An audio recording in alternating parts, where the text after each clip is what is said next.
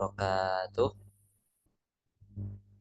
Alhamdulillahirabbil alamin wassalatu wassalamu ala asyrofil anbiya'i wal mursalin sayyidina maulana Muhammadin wa ala alihi washabihi ajmain amma ba'du.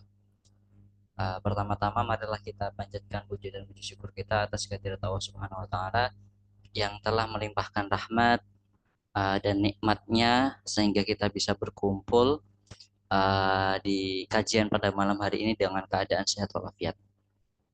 Selanjutnya selawat serta salam senantiasa tercurahkan pada junjungan kita Nabi Muhammad SAW yang kita nantikan syafaat beliau kelak di yaumil qiyamah. Amin amin ya rabbal alamin. Nah, teman-teman, pada malam hari ini kita kedatangan pemateri yang sangat keren dan sangat inspiratif, yakni Al Ustadz Syifa Ahmad Muhyiddin. Beliau merupakan pengajar di Ponpes Darul Falah Amsalati, Bangsri Jepara. Nah, tema kita pada malam hari ini yakni adalah Quran for Gen Z, antara makna, hikmah, dan relevansi. Nah, itu mungkin nanti akan dikupas oleh beliau secara detail ya. Nah, sebelum itu perkenalkan, saya Mu'ainul Mubin yang akan menjadi moderator pada malam hari ini. Baiklah, sebelum kita mulai, mari kita buka kajian pada malam hari ini dengan bacaan umum kitab. Semoga kita diberikan kelancaran dan kefahaman. Ala hadiniyah as-solihah, al-fatihah.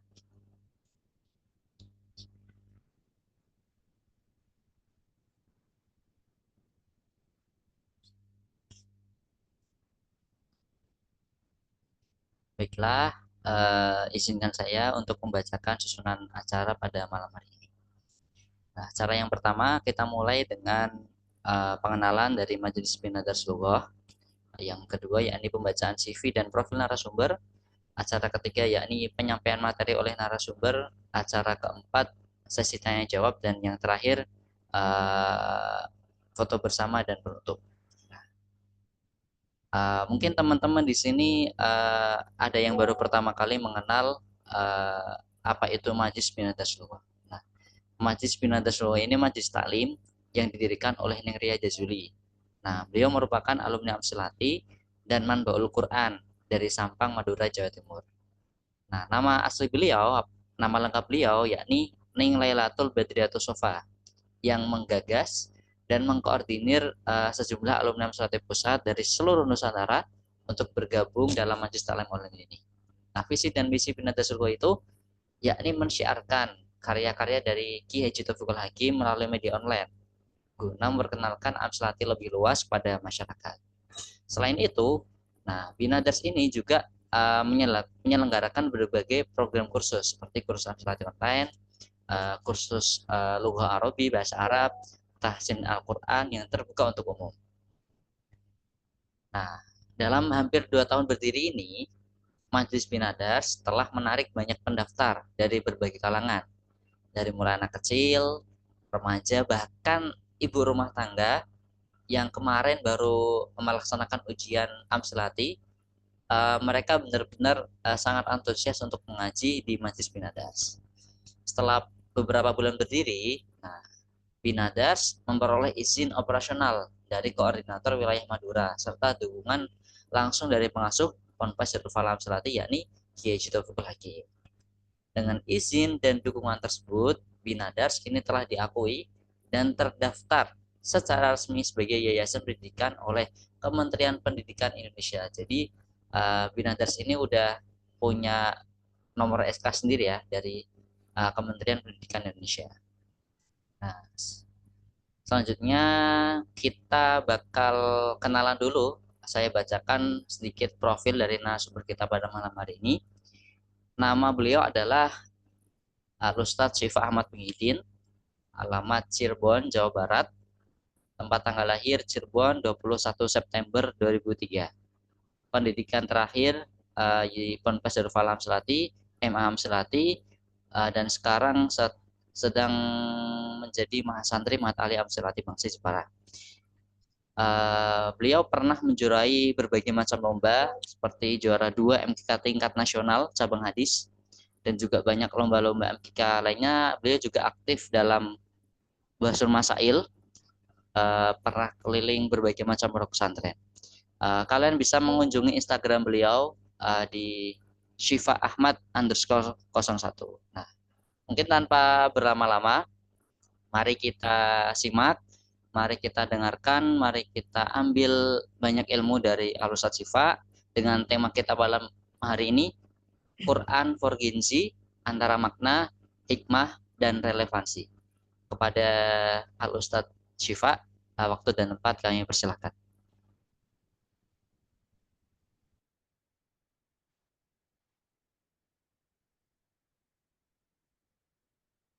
Cek, cek, cek. Bismillahirrahmanirrahim.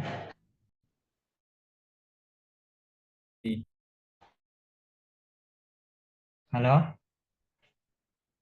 Iya, sudah terdengar Ustaz. sudah tersambung ya, Tor? Aman. Ya mungkin Rahim.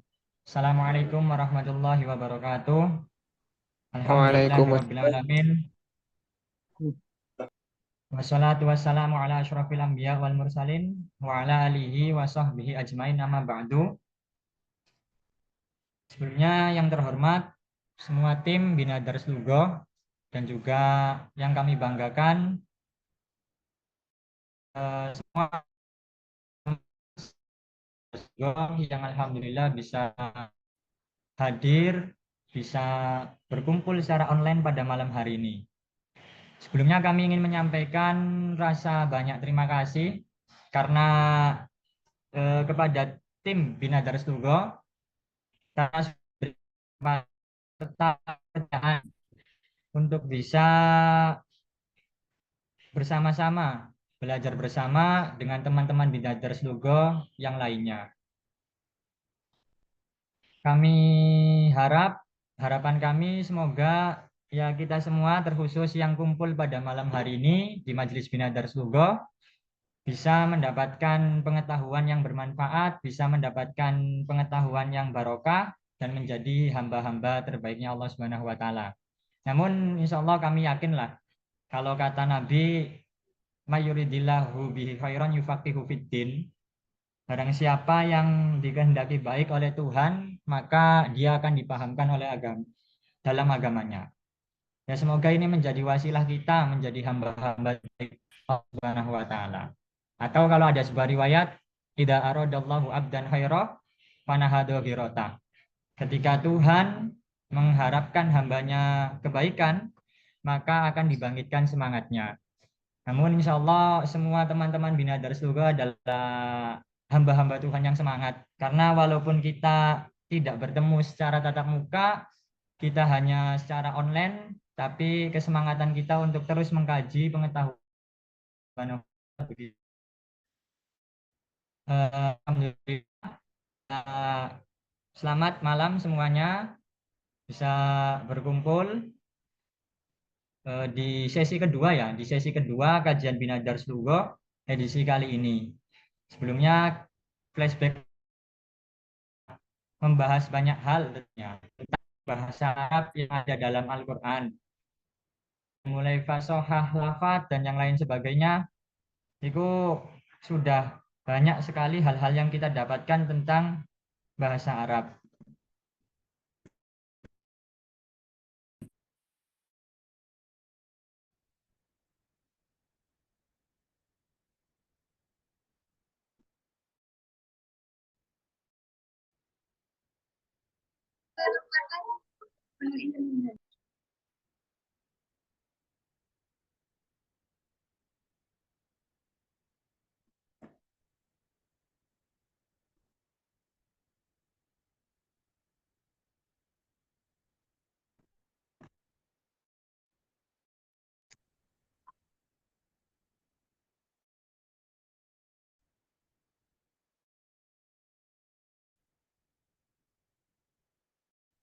Nah, punten mohon maaf sebelumnya suaranya putus-putus, Tor.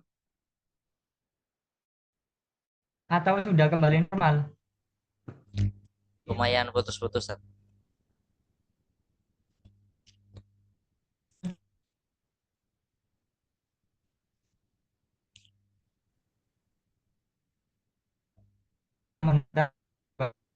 perbaiki dulu jaringannya karena mungkin keterbatasan jaringan.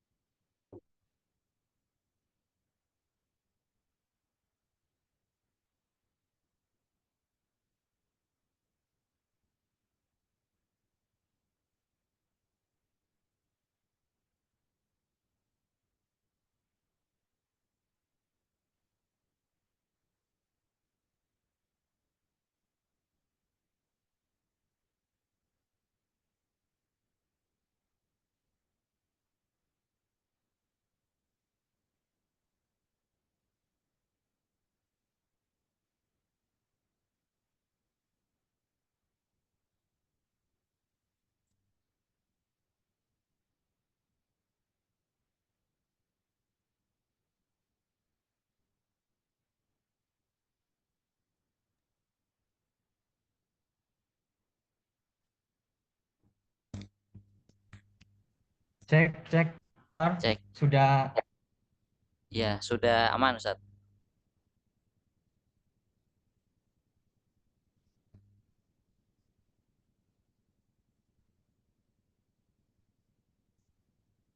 Untuk tema hari ini, alhamdulillah, dari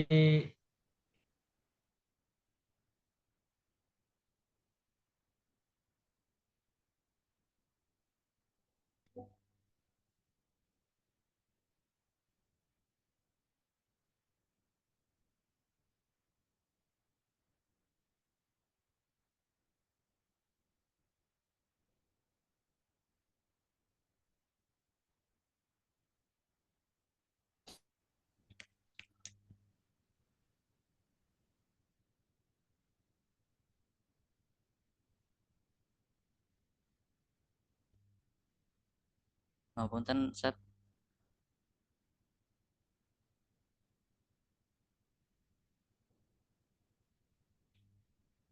Eh, ini mohon maaf ya teman-teman. Mungkin ada sedikit kendala dari pemateri kita. Sebentar lagi masih dikondisikan.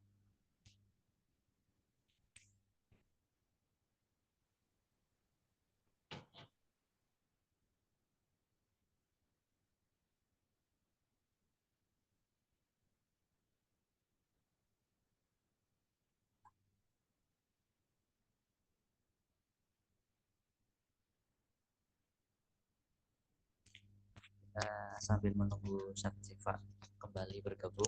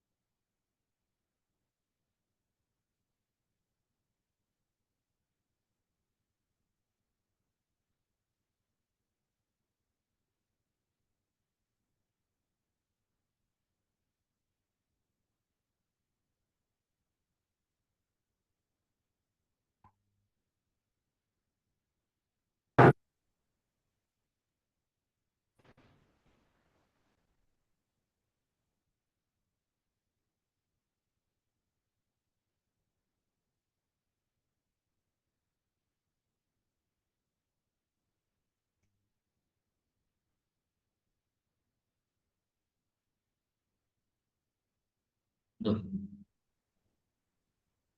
kajian. Iya.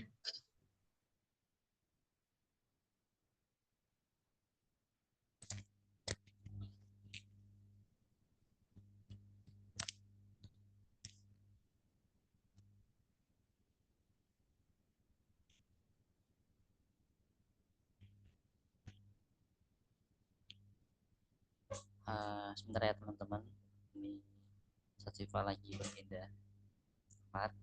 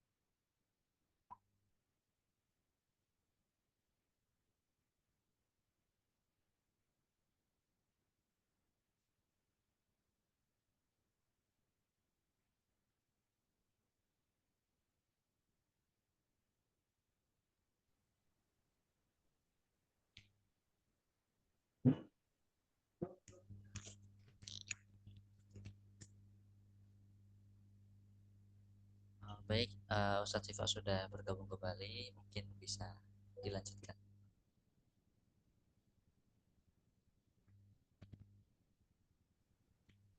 Halo, moderator. Gimana, sudah terdengar kembali? Sudah Ustadz, sudah aman. Ya, alhamdulillah.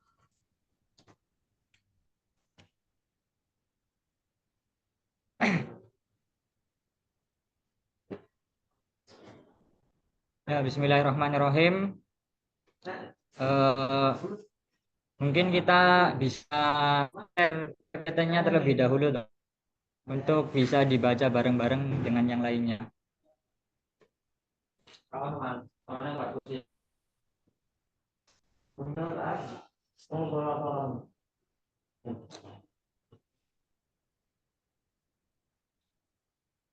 Ya, terima kasih. Sebelumnya mohon maaf kepada teman-teman semua karena adanya gangguan jaringan sehingga live kita, Zoom kita sedikit tersendat sebentar.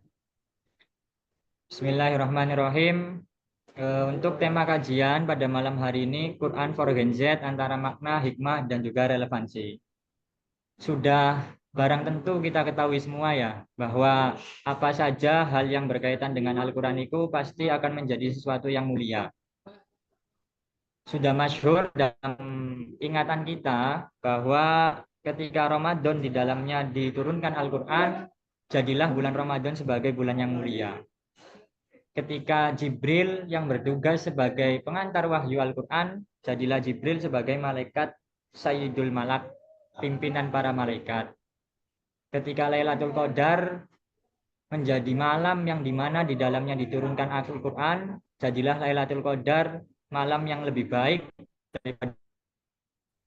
Maka dari itu harapannya kajian kita pada malam hari ini karena berkaitan dengan Al-Quran, semoga bisa menjadi kajian yang diberikan kemuliaan oleh Allah Subhanahu wa taala, dan kita sebagai orang yang membahas ilmu-ilmu Allah, ilmu Al-Qur'annya Allah Subhanahu wa taala, bisa menjadi hamba-hamba Allah yang mulia. Amin Allahumma amin. Dalam pertemuan kali ini mungkin kami akan membagi tiga kerangka materi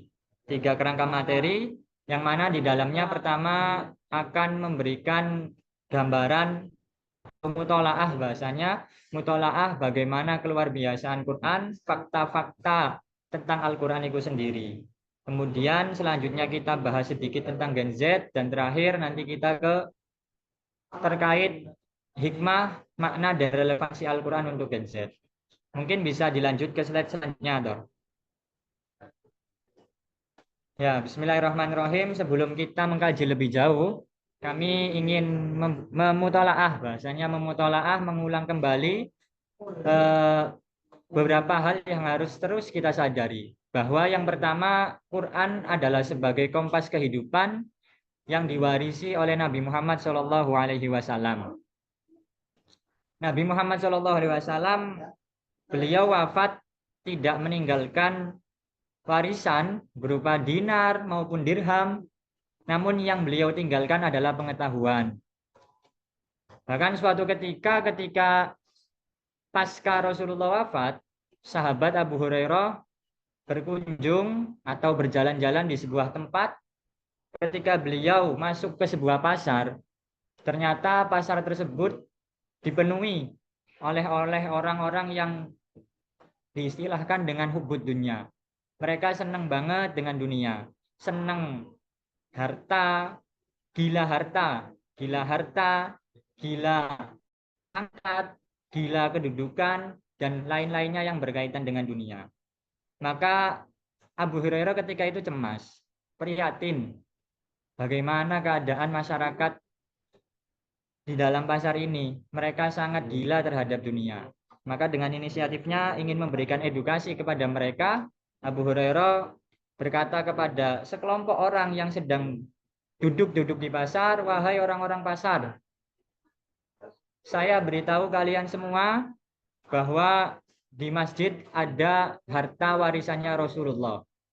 Seketika dengar kata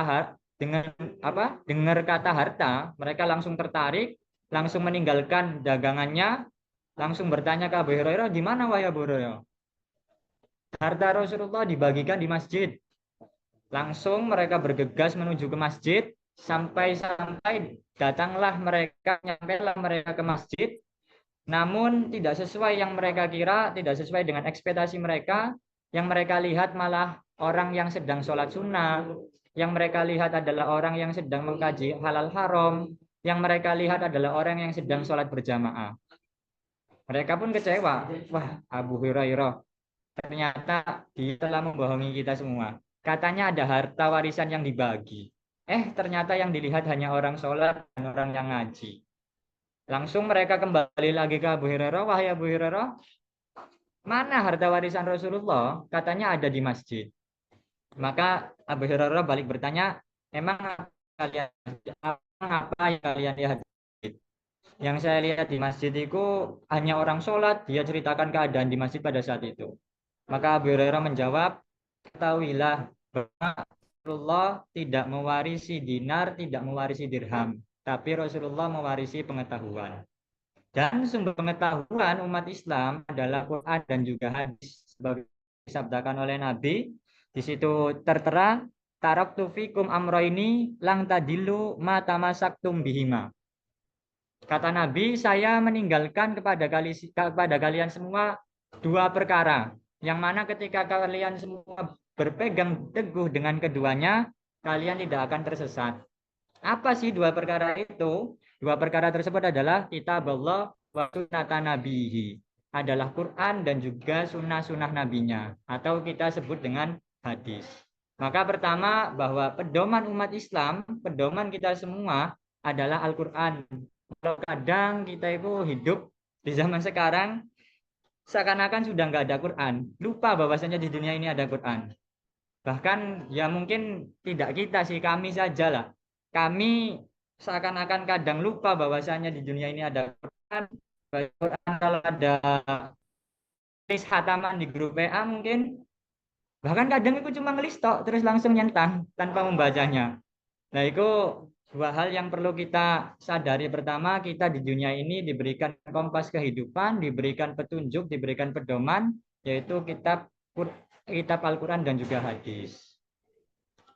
Namun juga perlu kita garis bawahi bahwa Al-Quran sendiri tidak bisa sembarangan kita mengambil kesimpulan, kita mengambil hukum tanpa, kalau kemarin disampaikan, tanpa kita menguasai perangkat-perangkat ilmunya. Seperti Nahu, Soroh, Balaghah, Ulumul Quran, dan yang lain sebagainya. Maka perlu, kalau kita memang ingin mendalami secara dalam perlu untuk membekali diri kita dengan perangkat-perangkat ilmu tersebut. Jangan sampai kita menjadi orang yang sembarangan. Menjadi orang yang sembarangan, satu ayat dijadikan sebuah tendensi hukum, padahal kita belum melihat ayat-ayat yang lainnya. Biasanya contoh kasus itu seperti ada sekelompok golongan yang memaknai ayat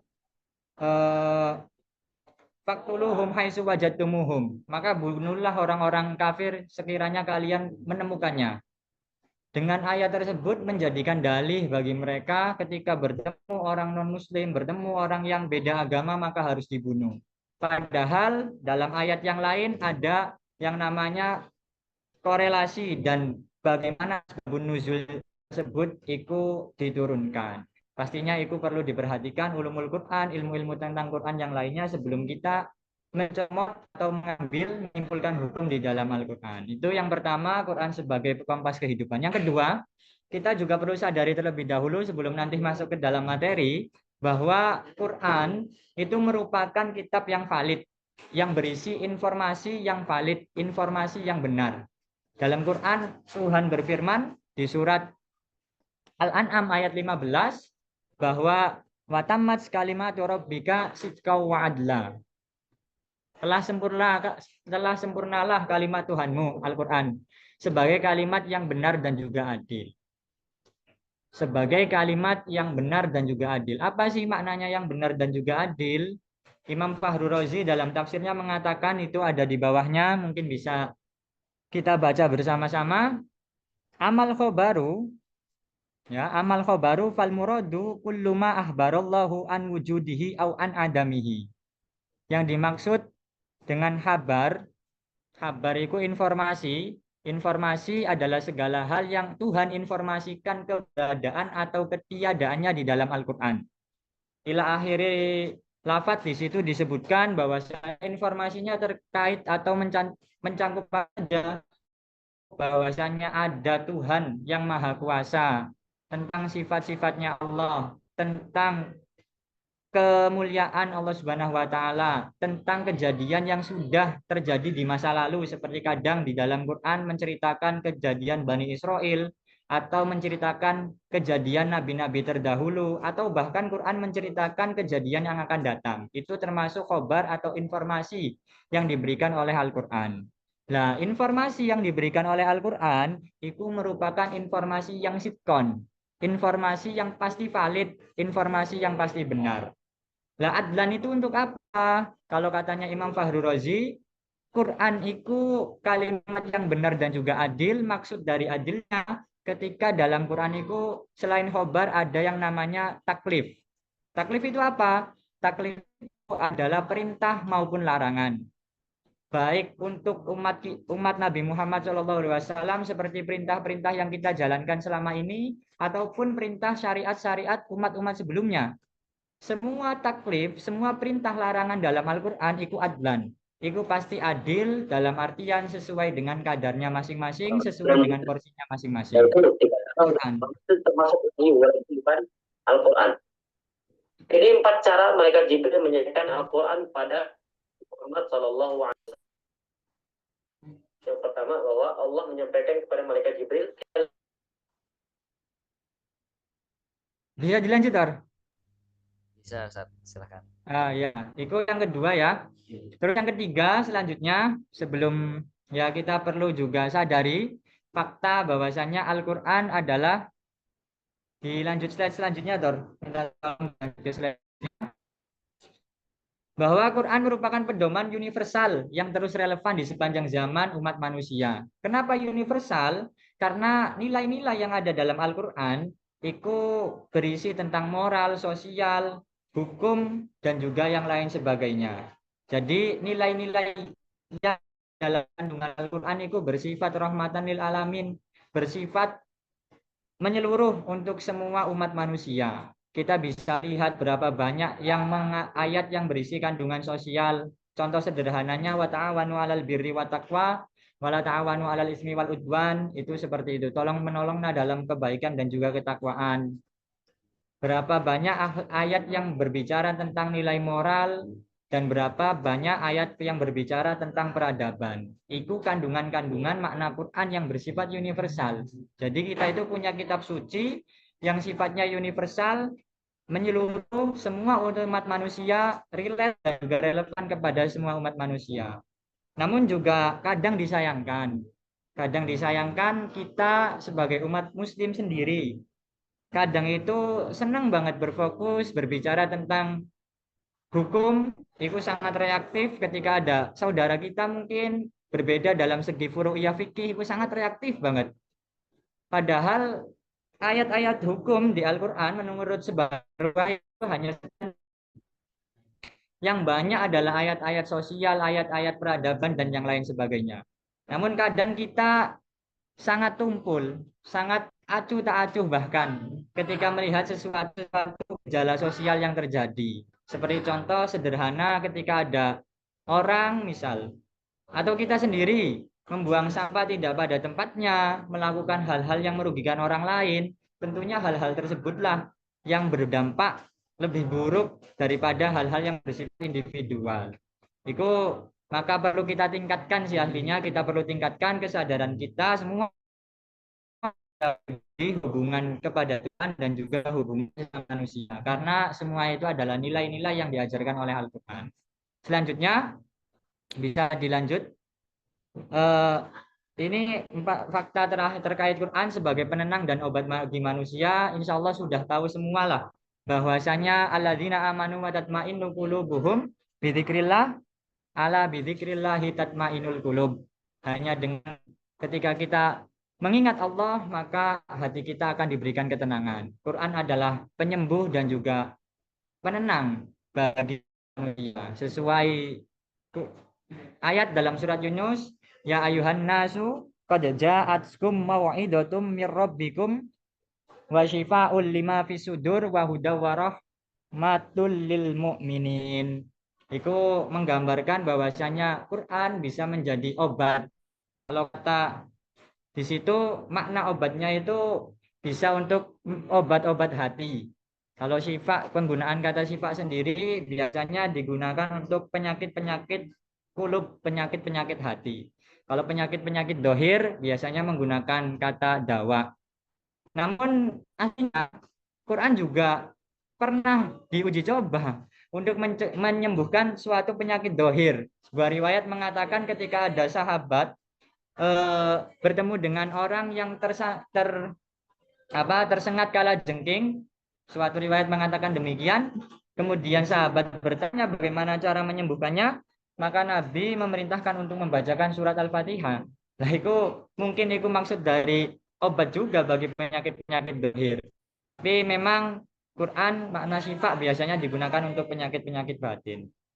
Yaitu 4 hal terkait Al-Quran di kerangka pertama yang disampaikan, berarti kita bisa kesimpulan Quran sebagai pedoman, Quran sebagai kitab yang berisi informasi valid, Quran sebagai penenang dan juga penyembuh hati yang terluka. Selanjutnya kita beranjak ke Gen Z atau ke diri kita semua lah kayaknya. Insya Allah di sini yang hadir itu kebanyakan Gen Z. Kenapa? Karena definisi populer bahwasanya Gen Z itu adalah orang-orang yang dilahirkan tahun 1997 sampai 2012. Ya mungkin itu kita semua Gen Z ini. Ya insya Allah kita semua lah. Nggak ada Gen Alpha di sini. Apa ada Gen Alpha? Ya insya Allah nggak ada. Nah, Gen Z adalah ya kita semua ini adalah kumpulan manusia yang bisa dikatakan hidup di zaman transisi. Transisi apa? Transisi dari zaman yang belum memanfaatkan total teknologi menuju zaman yang serba berteknologi canggih. Dari zaman yang sebelumnya waktu dan juga jarak sangat berpengaruh menuju zaman waktu dan jarak bukan menjadi alasan. Itu Gen Z. Karena apa waktu dan jarak tidak jadi alasan?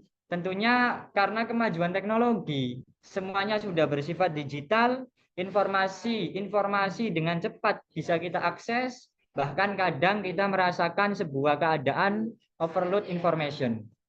Kita kebanjiran informasi. Banyak sekali setiap harinya informasi yang kita dapat. Mulai dari short-short video yang kita waktu men-scrollnya, ya kan semuanya informasi-informasi singkat.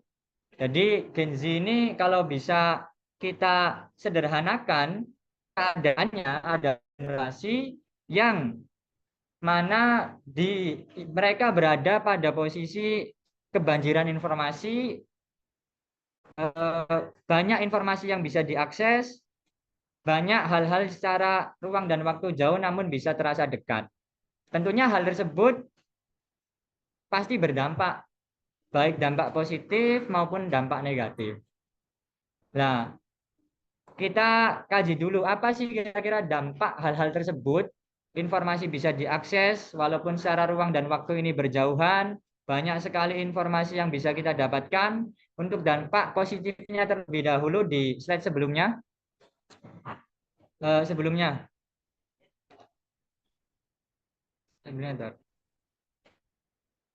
Nah, sebelumnya. Lah, sebelumnya. Lah, ya walaupun itu selanjutnya.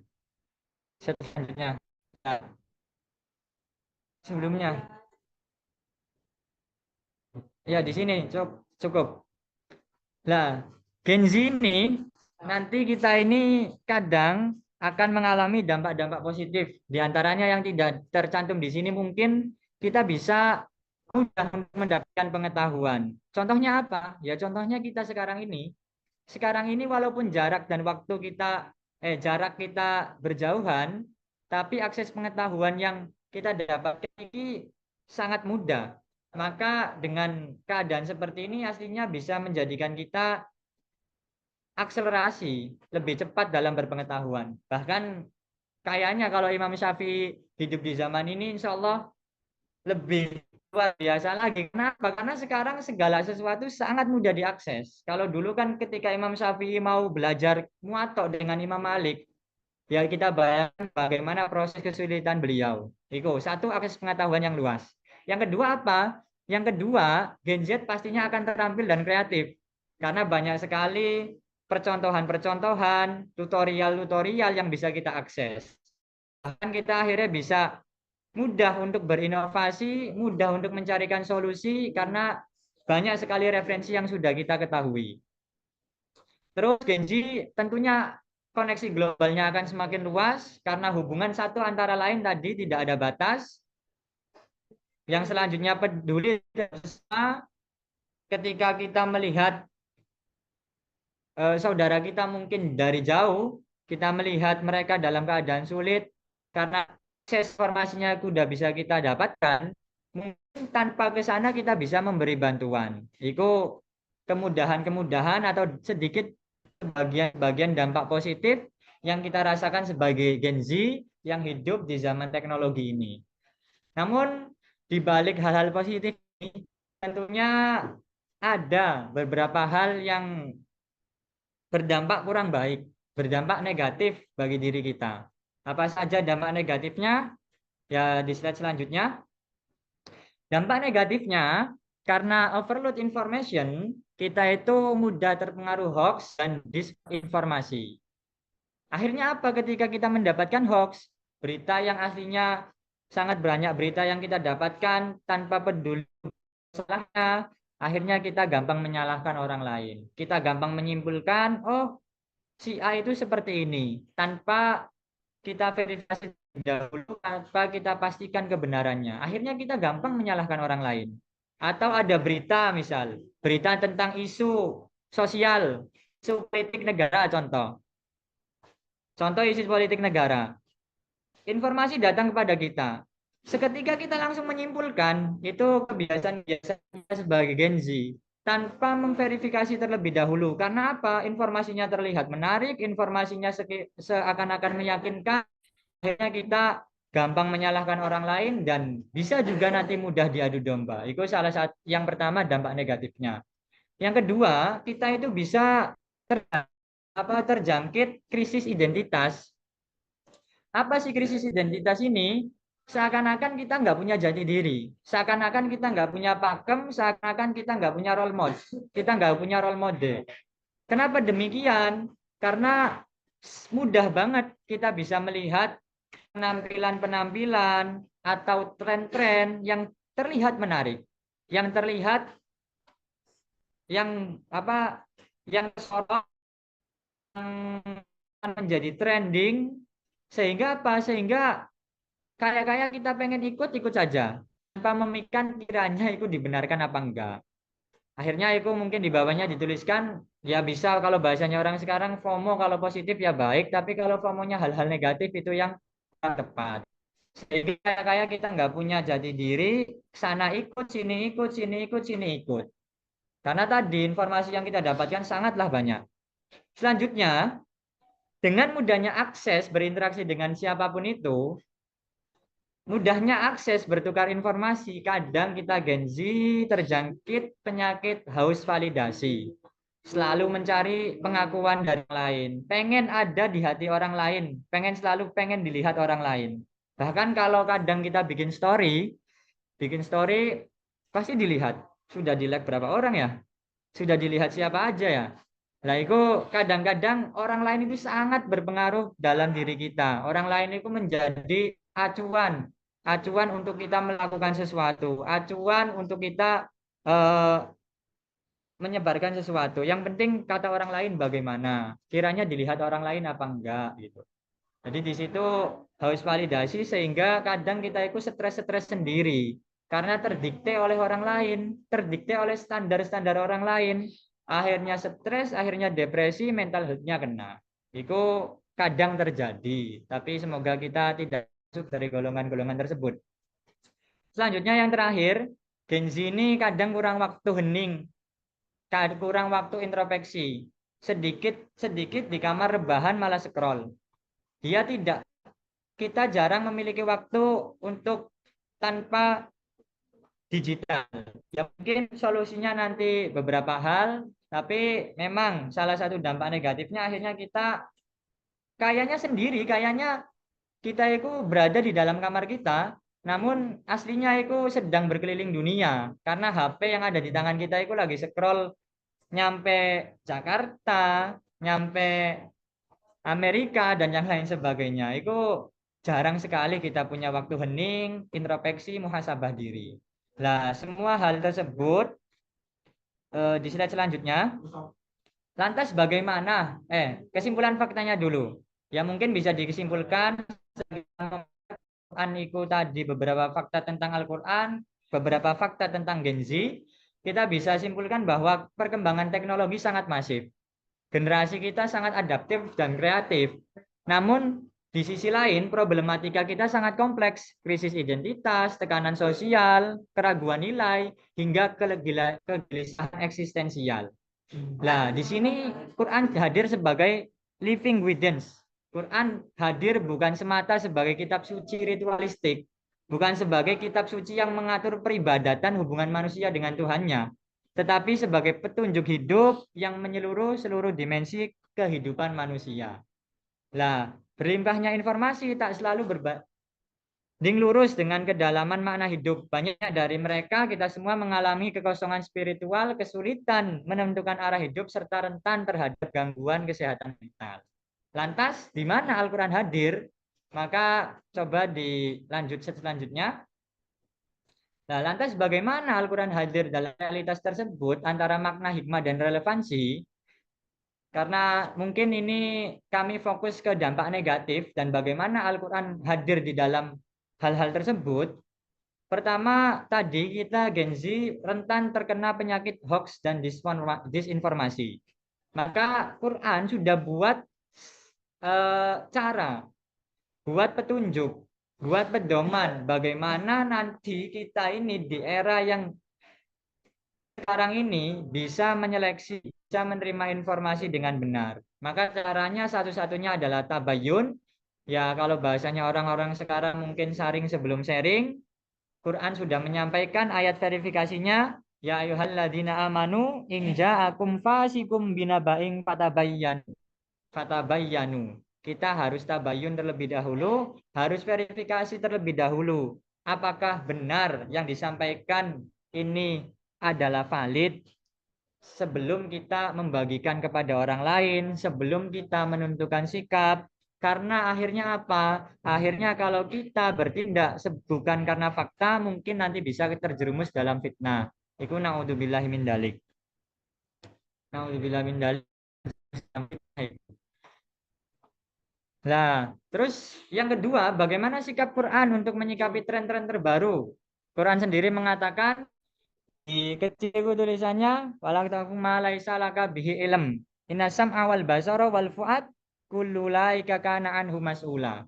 Kalau kamu belum tahu atas kepastian sebuah sesuatu, kamu jangan mengikutinya terlebih dahulu sebelum kamu tahu kebenarannya, sebelum tahu bahwasanya sesuatu ini memang sesuatu yang baik. Makanya untuk kita ikut serta dengan tren, kiranya baiknya kita melihat, menimbang terlebih dahulu.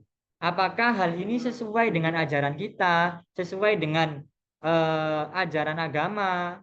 Maka tuh Quran sangat relevan. Quran sangat relevan karena sudah memberikan himbauan bahwasanya janganlah kamu mengikuti apa yang kau tidak ketahui sebelum benar-benar kau mengetahuinya. Itu untuk ketika makna dan juga hikmah relevansi Quran untuk kita tidak gampang mengikuti tren-tren sebelum kita mencari tahu kebenarannya terlebih dahulu. Selanjutnya, haus validasi terdikte oleh manusia. Ini juga penyakit, kalau bahasanya tasawuf mungkin penyakit hati. Penyakit hati yang menjangkit, yang menjadi virus manusia-manusia Gen Z. Kalau bahasanya mungkin bisa dikatakan riya, sum'ah, pengen dilihat orang lain, pengen didengar orang lain, pengen punya posisi di hati orang lain. Sehingga apa yang kita lakukan semuanya untuk orang. Maka sangat relate sekali quotes-quotes yang sering berlewatan di reels itu, bahwa eh, berharap atau bergantung kepada manusia adalah kekecewaan yang kita buat sendiri, katanya seperti itu. Tapi memang itu benar adanya. Karena yang diajarkan Quran, makna hidup kita itu apa, tujuan hidup kita itu apa? Wa ma khalaqna wal insana ya'budun. Tuhan tidak menciptakan jin dan manusia kecuali untuk menyembahnya, untuk menyembahku dalam ayat Quran surat Az-Zariyat ayat 56. Sehingga seperti ini, kadang terjadi seperti ini. Kadang kita itu lelah-lelah sendiri, kesel-kesel sendiri karena melakukan sesuatu karena orang lain. Ketika apa yang kita harapkan dari orang tersebut tidak kita dapatkan. Jadi ada rasa kecewa sendiri ketika seperti itu. Pengen melakukan untuk orang lain, tapi harapan kita, sikap orang lain itu nanti bakal seperti ini kepada kita. Ternyata enggak. Dan di situ kita kecewa. Makanya Tuhan mengajari atau agama mengajari apapun yang kita lakukan memang semata-mata untuk Tuhan. Lalu kata itu biasanya terlihat berat. Kata-kata terlihat berat untuk Tuhan, untuk Tuhan. Kadang terlihat berat. Namun akhirnya mudah insya Allah untuk dilakukan dan juga tidak berpotensi mengecewakan. Kenapa? Contoh seperti ini. Contoh kita kedatangan tamu. Contoh kita kedatangan tamu. Tamu datang ke rumah kita karena ada tamu yang kita kira dia itu orang yang sangat baik, dia itu orangnya bakal memberikan apa kepada kita, dia akan menceritakan kita nanti ketika pelayanan kita kepada dia bagaimana. Akhirnya kita siapkan semua apa yang ada di dalam rumah. Dengan niat tadi, karena seperti itu, karena dia dikira baik, dikira akan merespon positif, akan menyebarkan pelayanan kita kepada orang-orang lain. Contoh seperti itulah. Akhirnya kita siapkan semuanya apa yang ada di dalam rumah. Ternyata ketika dia pulang malah menceritakan pelayanan kita kepada temannya itu, wah itu bertamu ke rumahnya si A itu ternyata tidak mengenakan, kasurnya seperti ini, makanannya seperti ini. Lah, kita pada saat itu sangat rentan kecewa. Karena berangkatnya itu karena manusia berangkatnya. Coba seandainya ketika kita berangkat bukan seperti itu. Kita muliakan tamu yang datang ke rumah kita dengan landasan apa? Ya kata Nabi, mana-mana billahi wal yaumil akhir fal yukrim doifahu. Katanya kalau orang beriman kepada Tuhan dan juga hari akhir maka muliakan tamu. Siapa aja tamunya, bagaimana tamunya, ya kita muliakan. Mau bagaimana tamu merespon kita, mau bagaimana tamu memberikan apresiasi atau tidak kepada kita berangkat karena sabda Nabi, ya sudah kita hanya muliakan tamu saja. Lah kalau kita berangkatnya seperti itu, insya Allah kita nggak mendapatkan kekecewaan. Kita sedikit kecewa. Mau tamu berbuat baik lagi kepada kita ya terserah, mau seperti ini ya terserah. Nah itu enaknya ketika kita berangkat karena perintah Tuhan. Namun kalau berangkatnya karena manusia, segalanya berpotensi mengecewakan. Itu orientasi spiritualnya fokus pada hubungan dengan Allah, bukan pengakuan manusia. Wa kafa billahi syahida. Sudahlah, cukup Tuhan saja yang menjadi saksi kita. Terakhir, ya ini terakhir tadi Gen Z itu kurang merenung, kurang berintrospeksi diri, kurang berkomunikasi dengan dirinya sendiri. Dia jarang rapat internal, dia jarang rapat dengan tangannya, jangan rapat dengan kakinya, jarang rapat dengan kepalanya, jarang rapat dengan matanya. Kala-kala lah kita adakan rapat internal, rapat dengan mata, memberikan apresiasi kepada mata, terima kasih selama ini sudah membantu kita dalam melihat keindahan-keindahan Tuhan.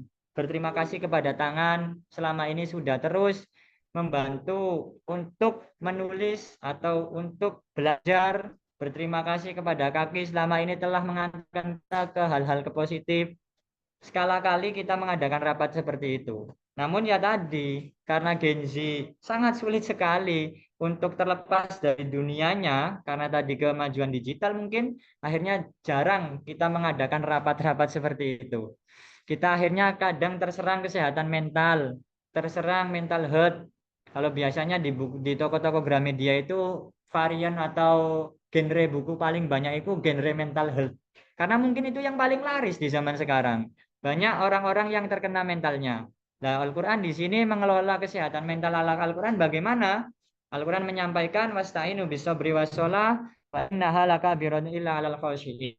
Dengan sholat dan juga kesabaran, terus dengan dzikir sebagai meditasi diri, terus juga dengan kita pasrah dan tawakal kepada Allah Subhanahu wa taala. Dan jangan salah, tawakal itu adalah af'alul qulub. Tawakal itu hati yang berperan. Tawakal itu bukan dohir, bukan kita ngatakan tawakal tapi kita nggak ngapa-ngapain, itu bukan, itu males namanya, bukan tawakal. Tawakal itu af'alul qulub atau pekerjaan hati seperti zuhud, sabar, tawakal, dan yang lain sebagainya. Kalau pekerjaan dohir yaitu seperti kita sholatnya, seperti kita bekerja itu dohir. Maka jangan salah, tawakal itu af'alul qulub, badan tetap berusaha namun hasil apapun kita pasrahkan kepada Tuhan. Yaitu mungkin sekian materi tentang Quran for Gen Z, antara makna, hikmah dan juga relevansi. Kurang lebihnya mohon maaf. Kalau ada yang lebih ya silahkan diambil itu kalau ada. Sekali lagi terima kasih dan juga mohon maaf. Wallahul muwaffiq ila aqwamit thoriq. Assalamualaikum warahmatullahi wabarakatuh. Waalaikumsalam warahmatullahi wabarakatuh. Alhamdulillahirabbil alamin. Terima kasih sebelumnya kepada Ustadz Syifa Ahmad Muhyiddin yang telah memberikan kita banyak ilmu, memberikan kita banyak pengetahuan baru bagaimana Al-Quran itu bisa berdampak sekali bagi kehidupan Gen Z kita ini di kehidupan kita. Setidaknya tadi ada beberapa poin yang saya catat. Yang pertama, kita harus tahu bahwa hidup ini butuh kompas kehidupan. Nah, kompas kita di kehidupan ini ya, ini Quran dan hadis. Seperti yang tadi Ustadz Syifa sampaikan dari hadis, bahwa Rasul itu lam yurisu dinaron wala dirhaman, innama yurisul ilma. Pengetahuan, hanya pengetahuan atau ilmu yang Rasul kita wariskan, bukan dinar, bukan harta, itu bukan. Kemudian Quran itu sifatnya universal dan akan dawam atau awet sepanjang zaman. Quran juga bisa sebagai obat bagi kita. Nah, terus apa sih yang bisa Al-Quran itu bisa berdampak bagi kehidupan kita sebagai Gen Z? Mungkin tadi dalam segi sosmed ya, kita kebanjiran informasi, overload hoax, overload banyak berita positif, negatif, kita malah dibikin pusing sama hal itu. Nah, Quran sudah bikin rumusannya. Yang pertama, kita harus tabayun jika ada hoax. Juga kita harus kritis. Jangan sampai termakan berita remeh. Jangan sampai termakan berita receh juga. baik dari mungkin di TikTok, di Twitter dan lainnya. Kemudian Quran juga bisa mengelola kesehatan mental kita. Mungkin sering digaung-gaungkan sekarang, apalagi banyak kelas-kelas khusus, kelas-kelas online yang bahkan ada sampai khusus tim kesehatan mental. Tapi Quran sendiri pun sudah punya resep untuk itu. Yang pertama ya tentunya kewajiban kita sholat. Tadi yang Ustadz Siwa sampaikan, kita mungkin sering rapat rapat internal dengan organisasi, dengan sekolah kita, dengan pondok pesantren kita, namun kita jarang sekali rapat internal dengan badan kita sendiri, dengan mata kita, apresiasi, kekurangannya apa. Nah, itu mungkin yang perlu kita muhasabah diri. Kemudian Quran juga memberi saran untuk berzikir. Ya, emang zikir itu tatmainul qulub, dan yang terakhir juga tawakal. Tawakal berserah diri pada Allah. Nah, mungkin itu yang bisa saya simpulkan sedikit. Mungkin sekarang kita beralih ke sesi tanya jawab ya teman-teman. Bagi teman-teman yang ingin bertanya, silahkan bisa langsung mengaktifkan voice suaranya atau via chat di bawah ya, di kolom chat bisa langsung bertanya. Kita buka 3 pertanyaan untuk teman-teman semua.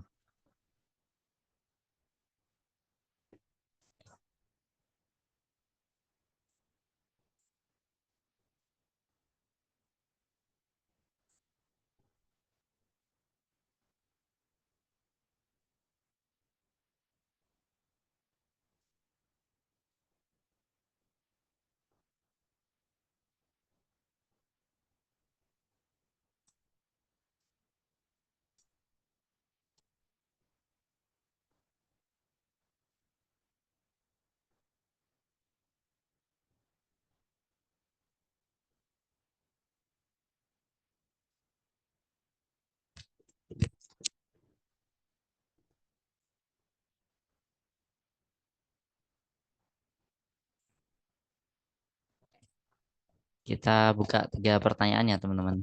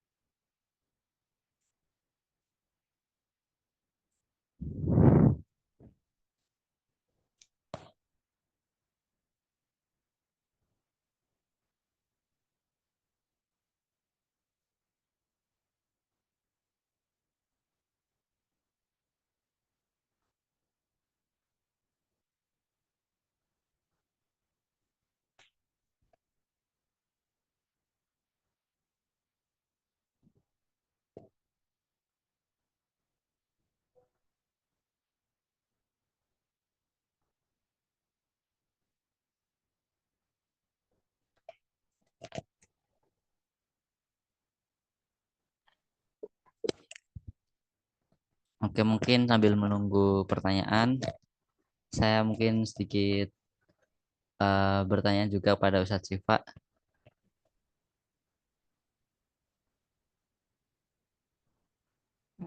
Iya, gitu kan.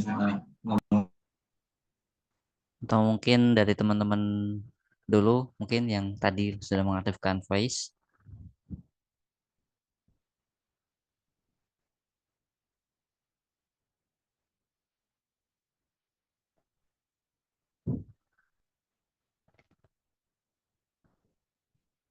Oke, saya mungkin izin bertanya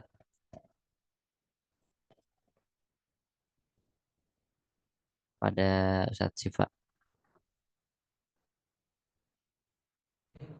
Ya, Mungkin sering dialami juga oleh Gen Z sekarang dalam skala umum. uh, Mungkin sedikit menyinggung tadi poin Al-Quran sebagai universal.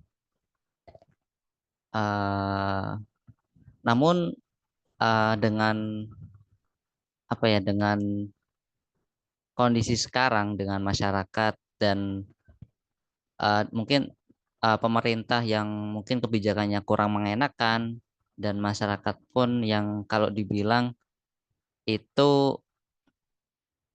dibilang ada yang SDM rendah dan kayak gitulah. Nah, mungkin dan juga mungkin sebagai masyarakat Indonesia pun, entah kalangan di desa ataupun perkotaan, kita sudah kebanjiran dakwah, kebanjiran ngaji, kebanjiran ceramah, namun ya itu isinya memang ayat-ayat Al-Qur'an. Namun kembali lagi, eh, dengan hal itu Al-Qur'an ya udah sekedar lewat saja gitu. Dan maksudnya Quran universal di sini apakah akan menjadi kompas lagi bagi kita, ataupun hanya sekedar dibaca ketika pengajian, dibaca ketika ada event, atau tapi nggak diterapkan dalam kehidupan gitu, Sat. Maksudnya ya udah dia dibaca, ditutup dibaca, dan tidak kita gunakan sebagai pedoman. Mungkin eh, untuk mengatasi hal seperti itu gimana, Sat?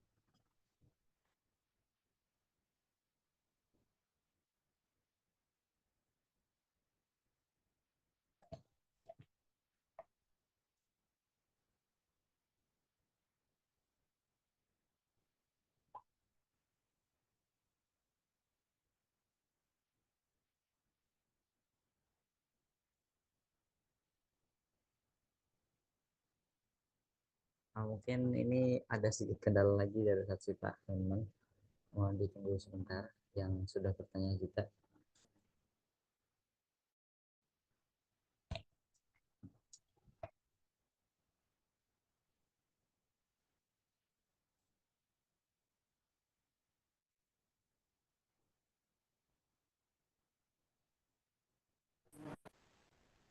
Alhamdulillah Ustaz. Oh, mohon maaf Tor, tadi mati jadi nggak sempat dengar pertanyaannya. Kita langsung saja ke pertanyaan dari Kak Muhammad Ain Al-Fatih ya di kolom Oke, chat ini. mungkin. Apa yang harus kita lakukan di era globalisasi yang penuh atau banjir informasi supaya kita tidak terpengaruh oleh berita-berita receh, dan bagaimana supaya kita lebih dekat dengan Al-Quran? Apa yang harus kita lakukan juga Apa yang harus kita lakukan untuk di era globalisasi yang penuh Hah? banjir informasi ini supaya nggak terpengaruh oleh berita-berita receh kayak gitu? Nah, Bismillahirrahmanirrahim. Pertanyaan yang cukup bagus karena insya Allah itu haliyah kita ya, keadaan kita hari-hari ini yang terpapar tadi, informasi banyak sekali informasi. Sekali lagi kami sampaikan bahwa kalau memang kita ingin ikut apa yang diperintahkan oleh Quran, apa yang sudah dirumuskan oleh Quran, apa yang sudah dituntun oleh Quran, ketika kita mendapatkan sebuah informasi, mendapatkan sebuah berita, cara pertama dan paling utama adalah tabayun, atau kita memverifikasi terlebih dahulu. Tadi kalau ayatnya surat Al-Hujurat itu ja'akum fasikum binaba'ing fatabayyanu. Nah, cara verifikasinya itu kiranya seperti apa? Kalau dulu ada ilmu riwayat hadis itu. Ilmu riwayat hadis itu adalah ilmu untuk memverifikasi kabar atau ya kabar hadis dari satu orang, dari satu rawi ke rawi yang lainnya. Di sini ada yang unik di metode verifikasi ilmu hadis ini. Mungkin bisa juga nanti kita terapkan dalam kehidupan sehari-hari. Yang pertama, kita lihat sumber yang kita dapatkan itu dari sumber yang terpercaya atau bukan. Kalau sumber yang informasi yang kita itu dari sumber-sumber yang secara kredibilitas, kepercayaan publik itu di situ belum teruji kebenarannya, ya jangan mudah dipercaya terlebih dahulu. Kalau memang sumber yang kita dapatkan itu sudah menjadi sumber yang akurat, maka bisalah kita satu langkah ke situ. Setelah itu, setelah kita sudah memverifikasi sumbernya, apabila informasinya berkaitan dengan seseorang, berkaitan dengan sosok atau mungkin tokoh atau siapapun itu, akhirnya kita tidak bisa langsung semena-mena, tidak bisa langsung semena-mena menyalahkan. Sebelum kita lihat langsung, sebelum kita bisa melihat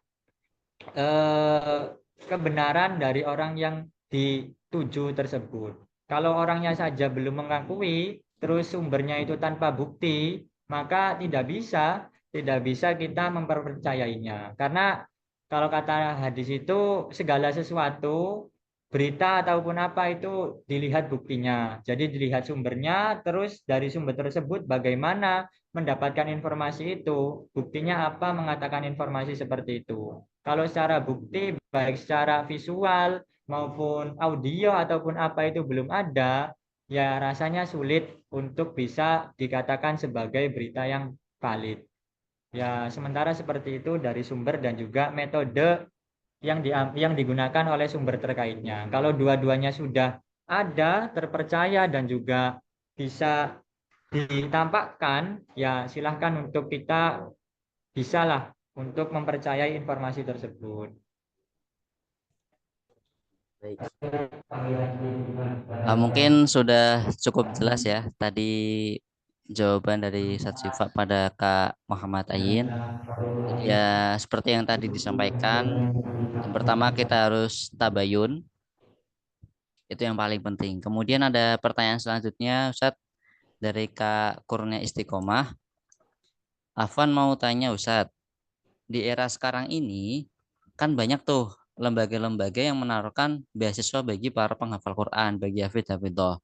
Sehingga dari situ banyak yang semangat menghafal Quran untuk bisa mendapat beasiswa dengan alasan meringankan beban orang tua. Nah, kalau kasusnya kayak gitu bagaimana Ustadz? Berarti semangat menghafalnya untuk mendapat beasiswa itu. Tentunya kalau pertanyaan seperti itu tidak bisa dijawab secara hitam putih langsung benar atau salah itu belum ke situ. Tapi ingin kami jawab seperti ini. Mulailah menghafal Qur'annya, silahkan dimulai. Mulai saja terlebih dahulu menghafal Qur'annya. Kalau memang ada tujuan beasiswa ke situ, sudah mulai saja dulu terlebih dahulu. Ketika sembari menghafal, tentunya lama kelamaan insya Allah ketika kita menghafal Quran sembari kita menghafal, kita lama kelamaan sadar kalau niat kita hanya seperti itu kurang tepat. Karena sesuai cerita yang masyhur bahwa dulu penulis sebuah karya masterpiece Ihya Ulumuddin, Imam Ghazali sendiri ketika pertama kali ingin sekolah, ketika ingin beliau sekolah di Madrasah La'ala Shawab Nidomiyah, tujuan beliau bukan untuk sekolah, tujuan beliau untuk mendapatkan makanan, tujuan beliau untuk bisa makan di situ. Tapi ya beliau sekolah aja terlebih dahulu walaupun awal tujuannya seperti itu. Nah, alhamdulillah lama kelamaan karena belajar atau tadi karena menghafalkan Quran sembari belajar, lama kelamaan ternyata sadar-sadar sendiri bahasanya. Sadar-sadar sendiri bahwa kayaknya sangat remeh sekali ketika niat kita hanya berangkatnya dari situ. Akhirnya Imam Ghazali sampai pada suatu titik mengatakan tolabtul ilma li ghairillah fa'abal ilmu illa lillah. Saya mencari ilmu pertama bukan karena Allah, tapi ilmu nggak mau. Nah, itu nanti mungkin bisa sampai ke titik seperti itu. Tapi jangan sampai semangat itu kita hilangkan. Sudah mulai saja terlebih dahulu. Mulai saja kita niati dengan apapun itu. Tapi terakhiran nanti atau di tengah perjalanan, insya Allah kita akan tersadar. Kalau ada cerita menarik, ada seorang ulama karismatik Nusantara. Beliau kalau nulis kitab, itu bukan karena Allah. Karena kalau langsung karena Allah itu katanya, kata beliau, itu banyak setan yang mengganggu. Maka kalau nulis buku itu niatannya untuk komersil. Dan supaya sebagai bahan pemasukan, nanti kalau sudah mau dicetak kata beliau, diniatkan karena Allah Subhanahu wa taala. Itu katanya ngakali setan. Karena kalau niatnya dari Allah awal langsung itu sulit, mending mulai dulu, lama-kelamaan insya Allah niat akan tertata, kita tata niat dengan sendirinya. Ini aman, tetap diperbolehkan, bahkan dianjurkan tetap menghafal Al-Quran itu. Ya mungkin cukup. Syukron katsir atas jawabannya Ustadz. Jadi tadi pertanyaan dari Kak Kurnia sudah cukup jelas ya. Jadi nggak apa, dimulai saja menghafalnya.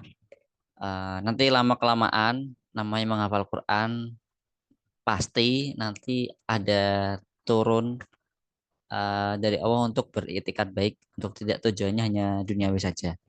Kemudian ada pertanyaan yang sangat menarik ini, Ustadz.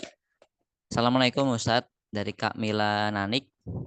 Saya guru TPQ yang berada di lingkungan masyarakat umum atau katakanlah orang awam.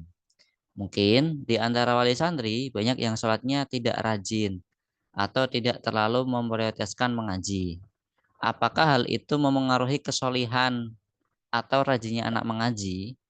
Karena beberapa di antara mereka sulit untuk diajak rajin mengaji atau mementingkan les sore yang bersamaan dengan jadwal ngaji. Jadi sebagai guru harus bagaimana agar lebih bijaksana menghadapi murid seperti itu.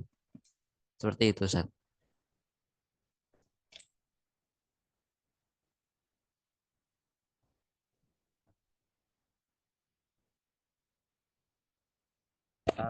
Mungkin mic-nya bisa dinyalakan dulu, Ustaz. Ya, Alhamdulillah. Terima kasih pertanyaannya dari penanya. Ya kalau dari penanya kan objeknya adalah pengajar TPQ. Kalau kami sekarang diposisikan sebagai ya pengurus lah, salah satu pengurus di pesantren. Dan yang dihadapi sama-sama anak dan anaknya sama-sama punya wali atau orang tua gitu. Nah, di sini pertanyaannya menarik. Apakah kesolehan orang tua akan mempengaruhi anak? Kalau memang mempengaruhi, lantas bagaimana sikap kita? Jika diakui atau tidak, tetap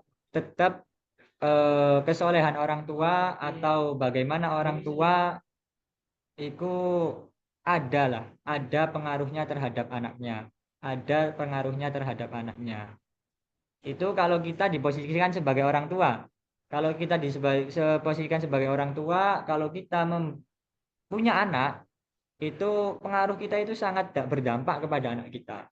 Itu perspektif kita nanti sebagai orang tua. Sehingga sikap kita kalau jadi orang tua, kalau anak kita di pesantren, ya bagaimana kita mendoakan terus, atau di TPQ bagaimana anak kita sebagai orang tua mendoakan terus, dan yang lain sebagainya.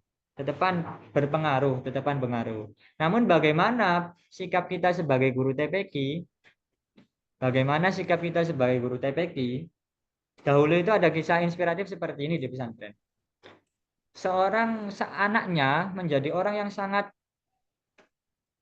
orang yang pintar lah. Kalau ini orangnya pintar anaknya. Anaknya suatu ketika orang tuanya menyambang ke pesantren atau datang ke pesantren. Si anak pintar ini bersama gurunya, bersama kiainya. Tiba-tiba ketika bertemu orang tuanya itu lagi kencing dengan berdiri, ngapunten lagi buang air dengan berdiri. Kayaknya pun temannya pun kaget, "Wah, kok seperti ini Bapak?" Tapi kiainya menjawab dengan santai, "Wah, sudah bersyukur mau mendidik atau mau menitipkan anaknya ke pesantren atau mau menitipkan anaknya ke TPQ. Yang salah berarti bukan orang tuanya, yang salah itu mbahnya nggak mendidik anaknya," katanya seperti itu. Jadi kita pertama ya alhamdulillah dulu bahwasanya anaknya masih gelem ngaji, siapa tahu nanti dari keturunannya itu menghasilkan umat-umat terbaik.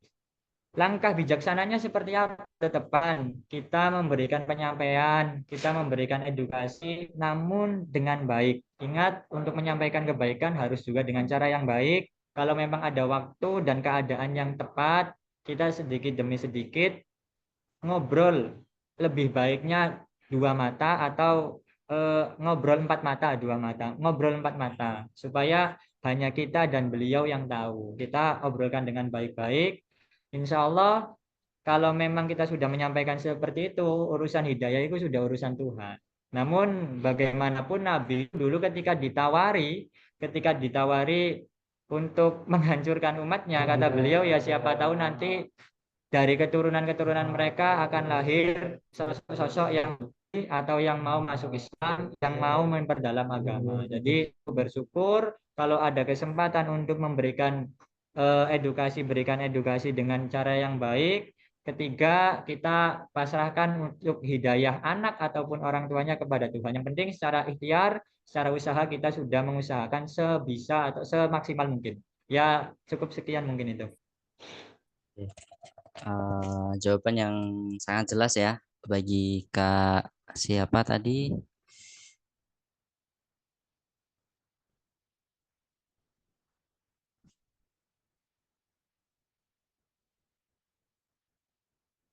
Oke, pertanyaannya yang cukup jelas tadi jawabannya.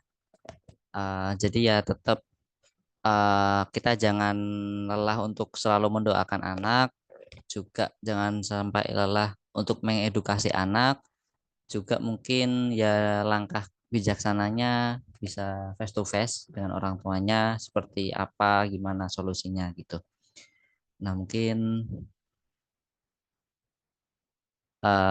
sebelum kita tutup, kita ada foto bersama dulu ya teman-teman. Mungkin yang berkenan mau untuk mengaktifkan kameranya, silahkan. Kita foto bersama sebelum kita tutup kajian ini.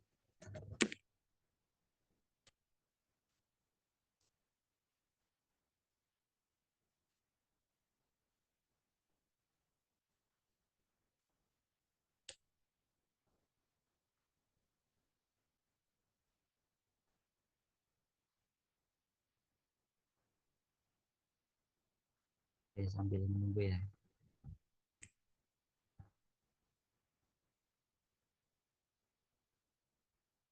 Oke, mungkin sudah tidak ada lagi. Oke, kita hitung. 1, 2, 3. 1, 2, 3. Mungkin Ustadz Siva punya request gaya Ustadz. Mungkin punya request gaya Ustadz Siva.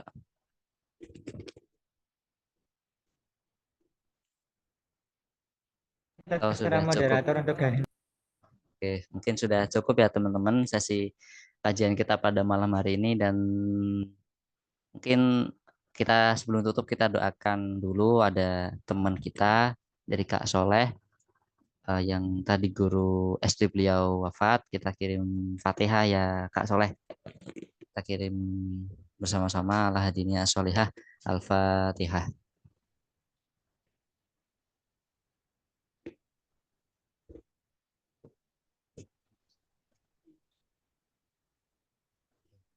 Cukup.